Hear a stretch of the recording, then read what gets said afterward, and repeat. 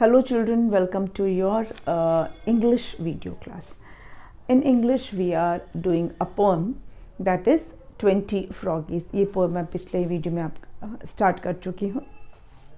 इसका recitation as well as explanation. Recitation और explanation दोनों हमने स्टार्ट कर दिया था पिछले वीडियो में. It is given on page number 71. I hope you have started learning the poem. एक दिन में तो याद नहीं होगा ऑफ कोर्स, लेकिन धीरे धीरे आप इसे याद कीजिए और इसे रिसाइट करके सुनाइएगा क्लास में. ठीक है, तो यही पोएम को अभी आगे कंटिन्यू कर रहे हैं, इसके एक्सप्लेनेशन को. Let me right the lines. क्या था? 20 froggies went to school down beside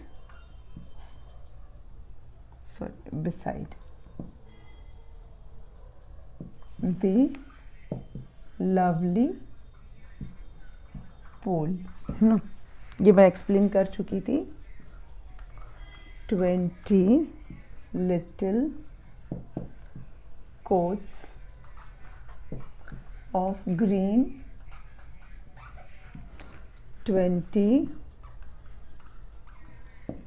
vests, all neat and clean. यहाँ तक मैं एक्सप्लेन कर चुकी थी पिछले वीडियो में. आज के वीडियो में जो एक्सप्लेनेशन है वो इसका है.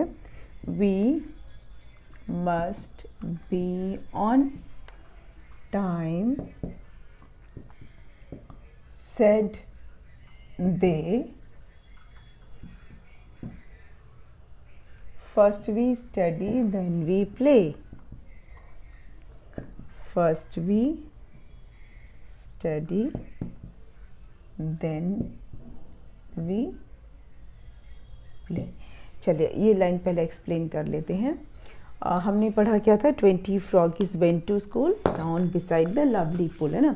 20 froggies went to school down beside the lovely pool. 20 little coats of green, 20 vests, all neat and clean. इतना किया था ना. We must be on time, said they. We must be on time, said they. Time के लिए आप घड़ी दिखा सकते हो. ठीक है. We must be on time, said they. First we study, then we play. First we study, then we play. Okay. We must be on time, said they. First we study, then we play. अब वो क्या बता रहे हैं कि we must be on time, मतलब हम school जो है वो टाइम पर पहुँचे. यस, ऑफ कोर्स स्कूल तो टाइम पे ही पहुँचना चाहिए. हर स्कूल का एक अराइवल टाइम होता है और एक डिस्पर्सल टाइम होता है. मतलब स्कूल पहुँचने का टाइम होता है और फिर छुट्टी का टाइम होता है. छुट्टी का टाइम जो बच्चों का फेवरेट हो जाता है ना, बेल बजती है और घर भागने की जल्दी रहती है, होता है ना ऐसा.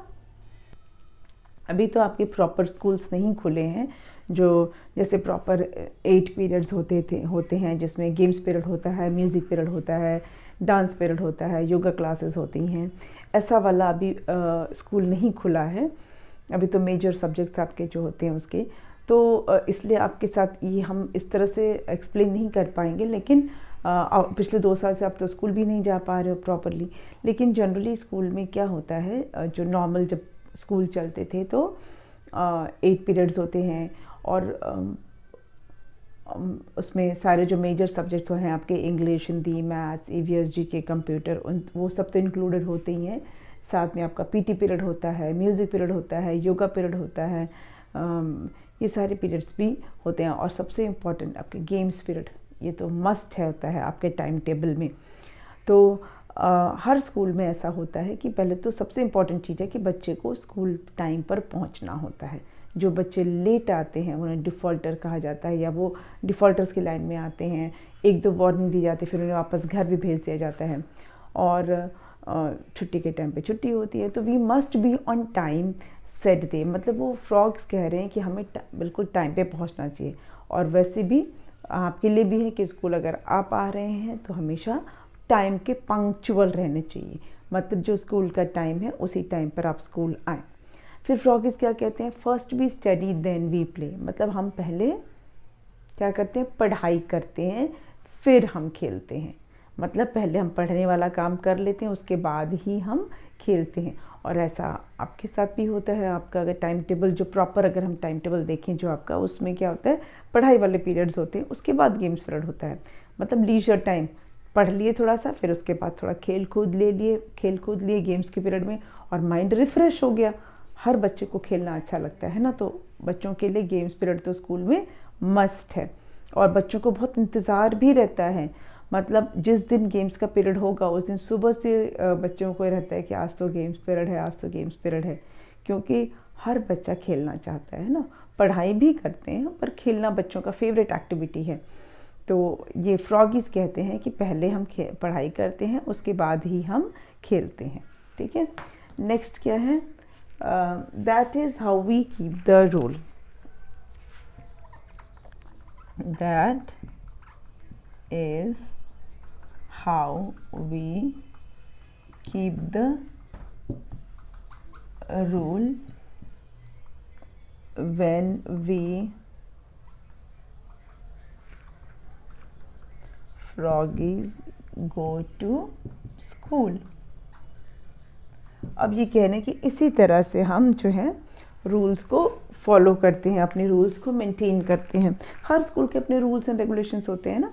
स्कूल आने का टाइम, स्कूल से जाने का टाइम, ड्रेस के का किस दिन कौन सी ड्रेस पहननी है, ये सारे चीज़ का रूल्स होता है जो कि आपकी स्कूल डायरी में लिखा होता है। हर स्कूल के जो रूल्स एंड रेगुलेशंस होते हैं वो स्कूल की डायरी में मेंशन्ड होते हैं, हर स्कूल के। तो और हर बच्चे को वो रूल फॉलो करना होता है। It's mandatory, it's compulsory. तो ये फ्रॉग्स भी कहते हैं कि this is how we keep the rule. इस तरह से हम भी स्कूल के रूल्स को मानते हैं। क्या रूल है, स्कूल टाइम पर आना। मतलब फ्रॉगीज़ के रूल क्या है, स्कूल टाइम पे आना, पहले पढ़ाई करना, उसके बाद ही खेलना। तो इस तरह के जो रूल्स हैं उसको सारे फ्रॉगीज़ फॉलो करते हैं जब वो स्कूल जाते हैं। ठीक है, तो ये हो गया आपके 8 स्टैंजास कंप्लीट। अब हम मूव ऑन करते हैं नेक्स्ट पर। इसको मैं इरेज कर देती हूँ। Now you can turn page number 72। इसे इरेज करते हैं पहले।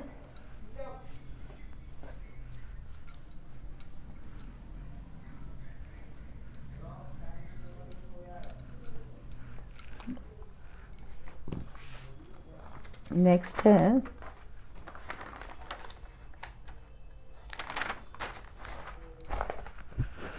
Master bullfrog brave and stern. Master bullfrog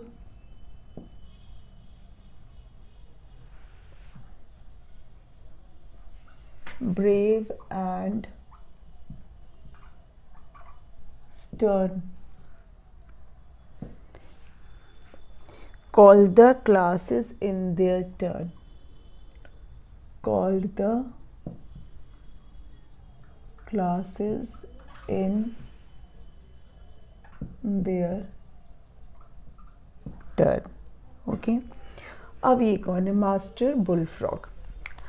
जो स्कूल जाने वाले फ्रॉगीज़ हैं वो तो छोटे छोटे फ्रॉगीज़ हैं, छोटे छोटे फ्रॉगीज़ हैं, वो स्कूल जा रहे हैं। जो बड़ा फ्रॉग है उसको कहते हैं बुलफ्रॉग। मतलब जो साइज़ में बड़ा होता है और एज में भी बड़ा होता है उसको कहते हैं बुलफ्रॉग। तो बुलफ्रॉग कौन है, मास्टर हैं, उनके टीचर हैं। इन लिटिल फ्रॉगीज़ जो हैं उनके वो टीचर हैं। और मास्टर बुलफ्रॉग कैसे, बहुत ब्रेव हैं, बहुत बहादुर हैं, और साथ ही वो स्ट्रिक्ट भी हैं। टीचर जो है उसका स्ट्रिक्ट होना बहुत ज़रूरी होता है। यस, क्योंकि नहीं तो बच्चे बदमाशी करने लगते हैं, मनमानी करने लगते हैं, रूल्स को फॉलो नहीं करते हैं। तो थोड़ा टीचर का स्ट्रिक्ट होना ज़रूरी है। स्ट्रिक्ट होने का मतलब ये है कि ऐसा टीचर जो रूल्स एंड रेगुलेशंस बच्चों को प्रॉपरली सिखाए, उनको उनकी गलतियों को उनको बताए, साथ ही अच्छे से पढ़ाए भी। तो जो मास्टर बुलफ्रॉग हैं वो कैसे हैं, बहुत ब्रेव हैं, बहुत बहादुर हैं, और साथ ही बहुत ही स्ट्रिक्ट टीचर हैं। ठीक है, बहुत ही स्टर्न है, बहुत ही स्ट्रिक्ट टीचर हैं, और वो बच्चों को बारी बारी से सिखाते हैं। ही क्या करते हैं, call the classes in their turn, जब उनकी क्लासेस जब बारी बारी से जब क्लास होती है वो लेते हैं। तो कैसे बोलेंगे, master bullfrog brave and stern, master bullfrog brave and stern call the classes in their turn, call the classes in their turn, master bullfrog brave and stern call their classes in their turn, call the classes in their turn, taught them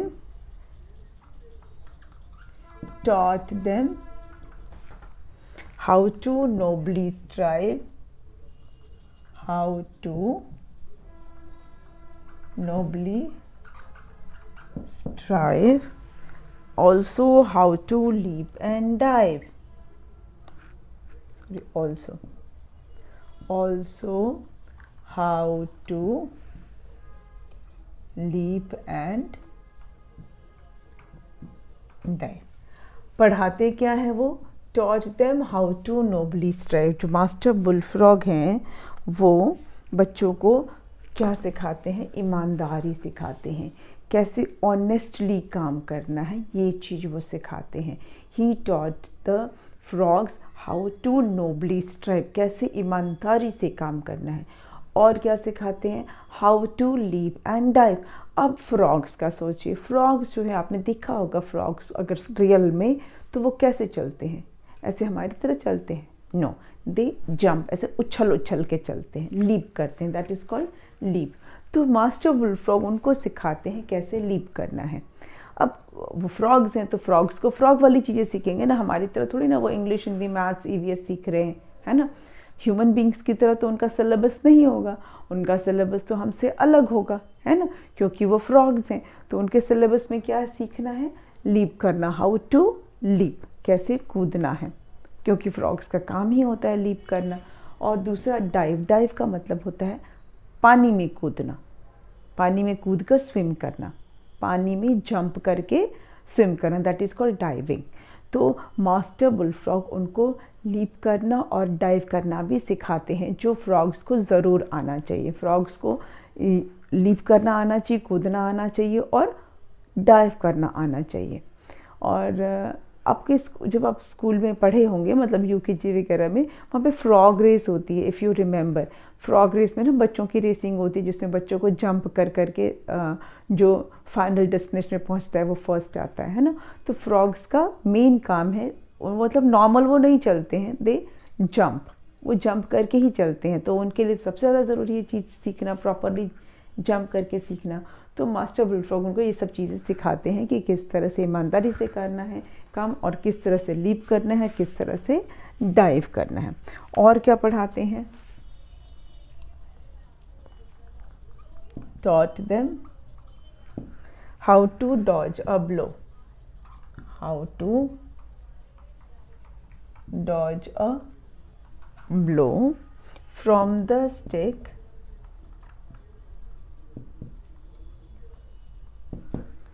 that bad boys throw। मतलब और क्या सिखाते हैं, how to dodge a blow. Dodge मतलब होता है जैसे कहते हैं चकमा देना, avoiding something with a quick movement. मान लो किसने ऐसे पत्थर फेंका तो हम क्या करेंगे, ऐसे खड़े रहेंगे, चलो मारो पत्थर, नहीं, जैसे ही मारेगा तो हम क्या करेंगे, ऐसे हो जाएंगे, है ना।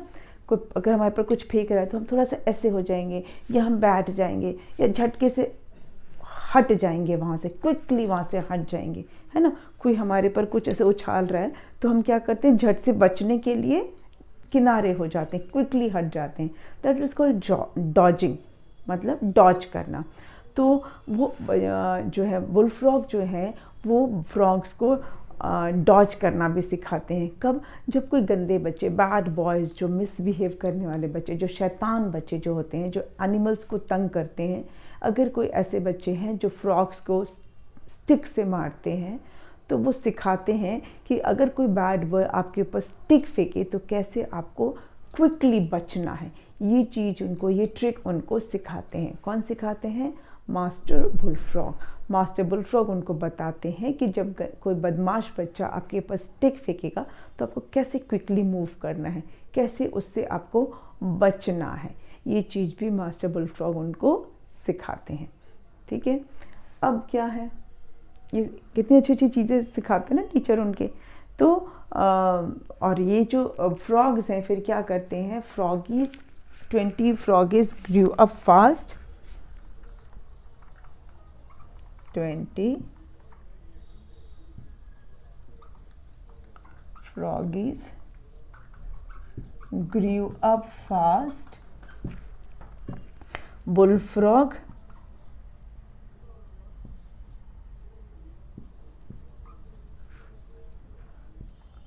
they became at last।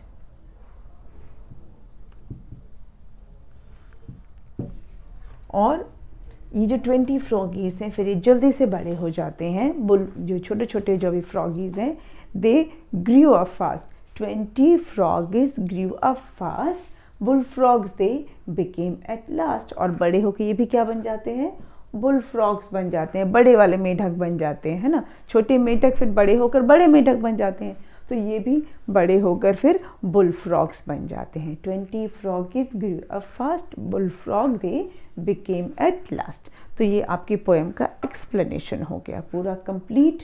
और अब नेक्स्ट वीडियो में हम स्टार्ट करेंगे इसकी एक्सरसाइज, इसके new words, word meaning and the exercise that are given at the end of the pome.